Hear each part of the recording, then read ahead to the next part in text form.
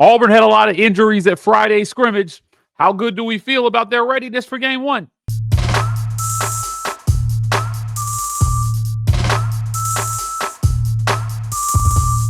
Welcome on into the Auburn Express, powered by the War Report. I'm your host, Mike. At G, turn us up, turn us on, we'll turn it out. I'm here with my good friend Caesar Walker to talk a little Auburn football.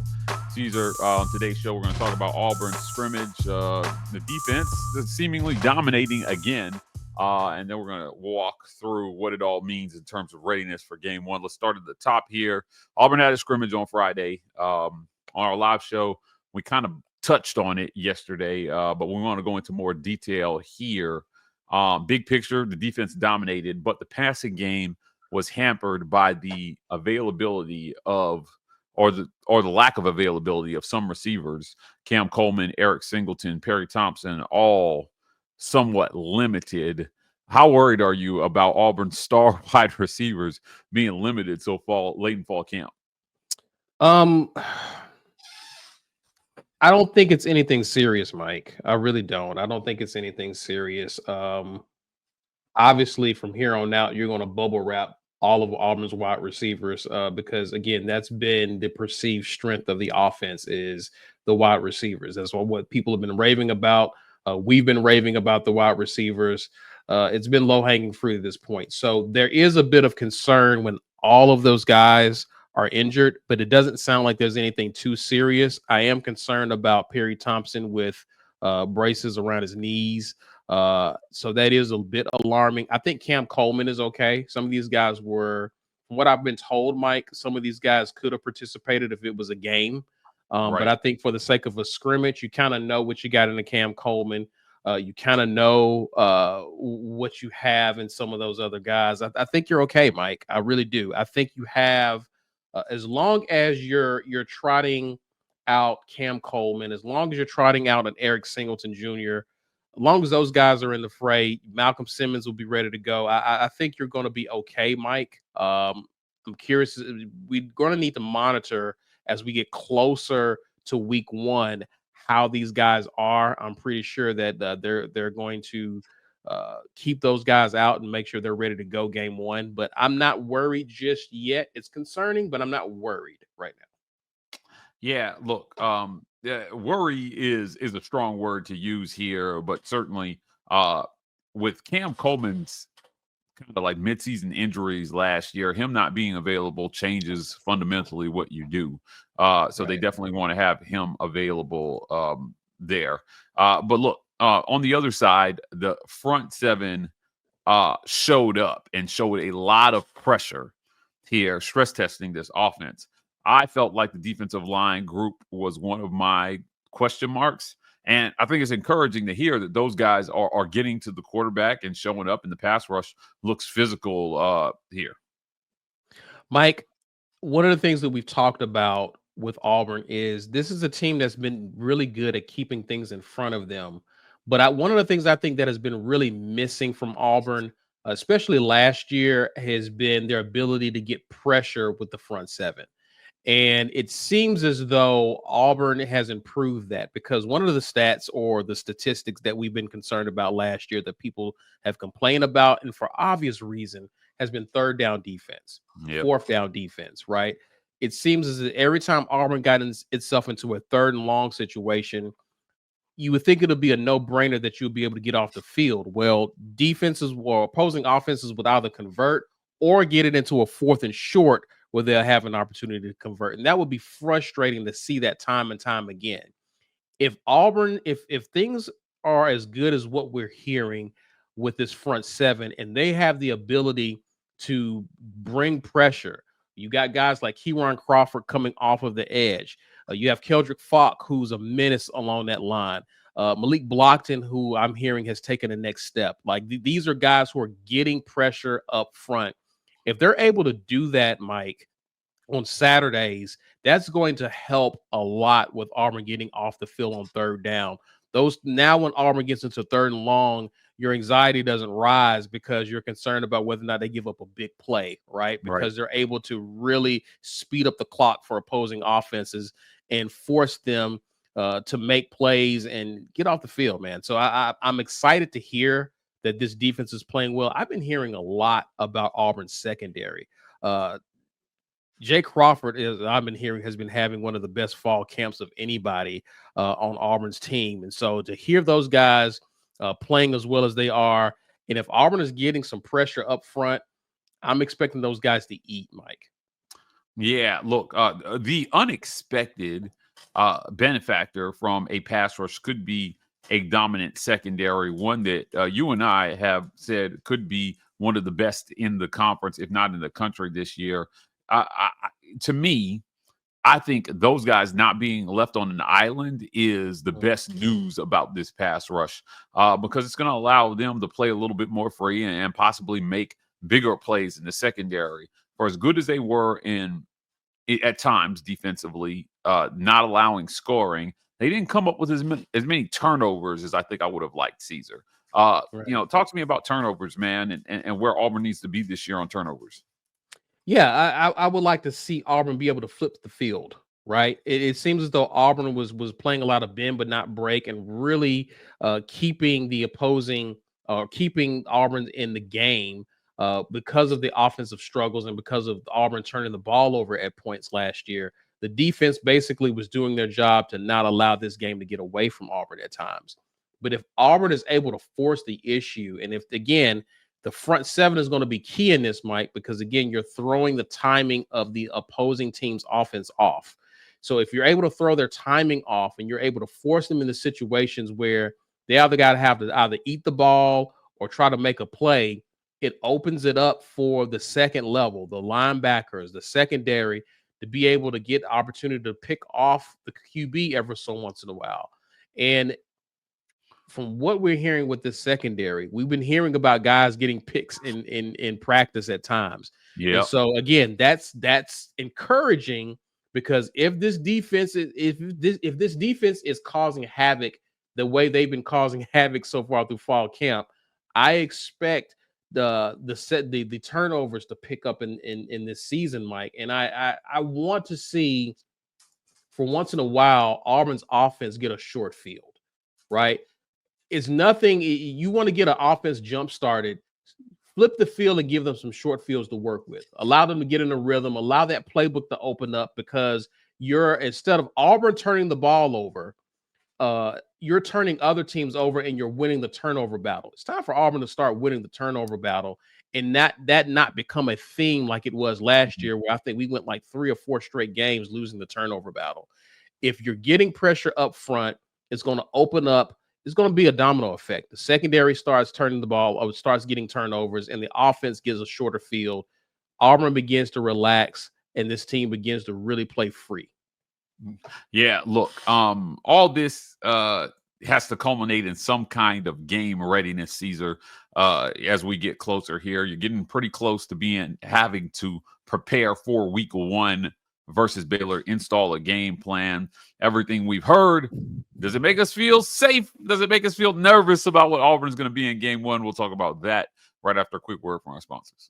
This episode of the Auburn Express is brought to you by our friends at the Vibe Vault. You can find them at 3462 Crosswinds Road, Suite E in Phoenix City, Alabama. That's right across the street from the Chattahoochee Valley Community College, next to Renfro's Supermarket and Marco's Pizza. The Vibe Vault. If you're in the Columbus, Phoenix City area and you're looking to get fresh for the weekend,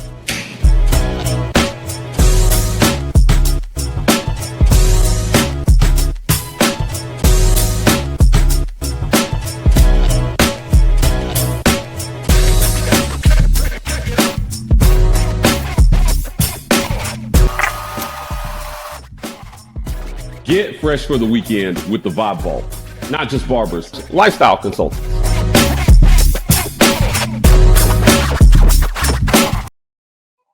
This episode of The War Report is brought to you by our friends at The Rogue Shop.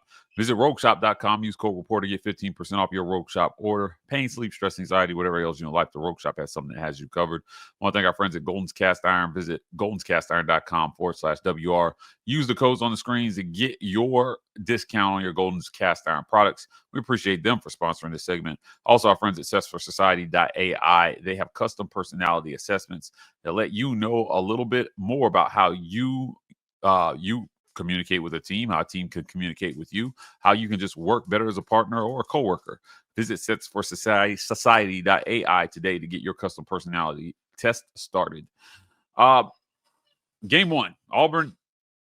One thing we talked about is what will the level of freak out be from the fan base if this doesn't look like a polished gem from game one?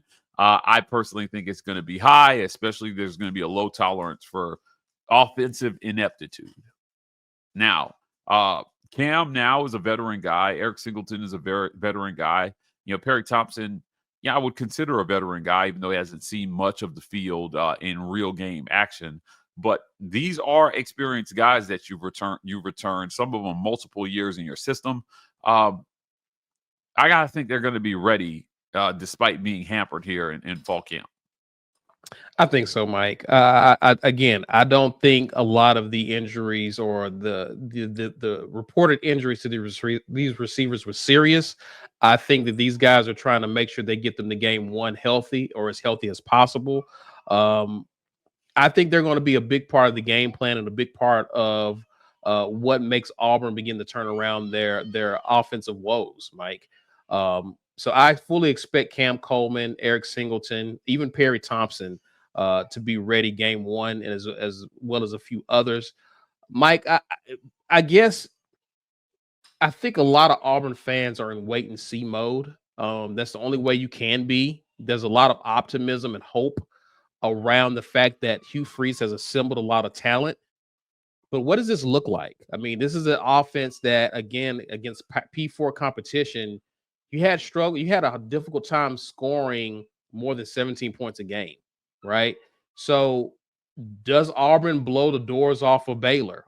Baylor has shown to be vulnerable at times, particularly in their secondary, but we've seen Auburn struggle against teams that did not have a really strong secondary because of Auburn's personal issues on the offensive side of the ball. So can Hugh Freeze really solve some of those issues, some of those problems? Obviously, you don't want to begin game one with turning the ball over, right? And from an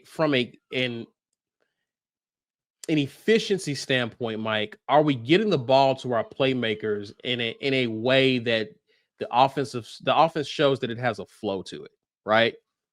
Oftentimes throughout the season last year, Auburn's offense looked disjointed at times. They had a difficult times getting into a rhythm. Can they get into a rhythm and begin to establish a bit of a flow throughout the game? Can you get Jackson Arnold comfortable with a few easy throws, getting the ball in the hands of receivers and letting them work? Those are some of the things that I want to begin to see game one. And again, I know I gave a prediction that Auburn would score 31 points. I'm not expecting this to be an offense that, again, I would love to see Auburn blow the doors off of Baylor, but I just want to see an offense that can actually move the football. Like I'm gonna be one of the things that's going to make me concerned, Mike, is if Auburn is giving the ball back to Baylor time and time again, and not a lot of time is moving off the clock and you're not putting a lot of points on the board. That's what's going to concern me because, again, that's some of the disjointedness that we saw at times last year. Yeah, look, over under on turnovers versus Baylor. I think it's going to be really hard for them to win a game if they turn the ball over more than 2 times. I think maybe 1 turnover here on the road gets the win. But there's a lot of information about Jackson Arnold and how much he turns the ball over, and the context is missing behind that, with a lot of those turnovers being fumbles and him playing behind an offensive line that gave up a ton of pressure. Before we get out of here, talk to me about your over under on turnovers. You think Auburn over 2 turnovers or under 2 turnovers? Mike, it has to be under 2 turnovers. It has to be under 2. And I'm going to say this too, Mike.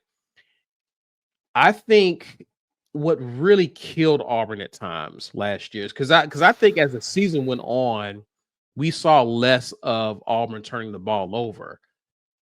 The problem was it was at the most inopportune time, right? So I expect if Auburn turns the ball over, go ahead and get it out the way and do it in the first half. Don't do it in the second half where it's some huge momentum swing and it can mean the difference in a ball game with Baylor on the road, right? We saw Auburn turn the ball over at a pivotal moment in the second half against Oklahoma, which really changed the entire complexion of that game, right? So not only the amount of turnovers, but when you turn the ball over really matters in these games, Mike. And so I expect, again, Auburn has to begin to change the narrative in terms of how they protect the football. That starts with Jackson Arnold, because obviously that reputation has followed him to Auburn, and that's one of the things that people talk about when they critique his game, but also a Hugh Freeze offense. Everyone who was here last year has to protect the ball, and that goes for receivers tipping passes in the air. We saw that at times. Some of these turnovers wasn't exactly the fault of the QB, but there were other factors with this offense that led to turnovers. I just want to see the running backs hold on to the football. I want to see Jackson Arnold protect the football. I want to see wide receivers get their hands on the football and bring it in. I want to see those types of things. Those types of turnovers were frustrating at times, but I'm willing to allow one turnover in this game because, again, I'm expecting a lot of veteran talent returning for Auburn. I expect them to be competent. I expect them to play. I really do expect them to play a clean game offensively, Mike. Again, I think they've been very battle-tested in fall camp against Auburn's defense, and I don't expect them to face a tougher defense in Baylor. I know Dave Aranda is a defensive guy, but I don't think his defense is as tough as the defense Auburn has faced all of fall camp. I expect that Auburn offense to actually protect the football. It's on the road. Things happen. There will be, I expect there to be a turnover here, 2 at the most, but I'm expecting 1. So I'm gonna go under for 2 there. I'm taking the under on 2 turnovers there for Auburn. I think it has to be under 2 to give Auburn a good shot, especially if Auburn's going to win by double digits, as you proclaimed that they will. Yeah, look, the under is, I think, is a smart pick on this one. But let us know what you think in the comments after the video. Over, under 2 turnovers for Auburn on the road versus Baylor August 29th. Guys, that's it for another great edition of the Auburn Express, powered by the War Report. If you want more content like this, please hit like and subscribe. We are the War Report on every social media platform. TW Report on TikTok. We're signing off, and as always, for you.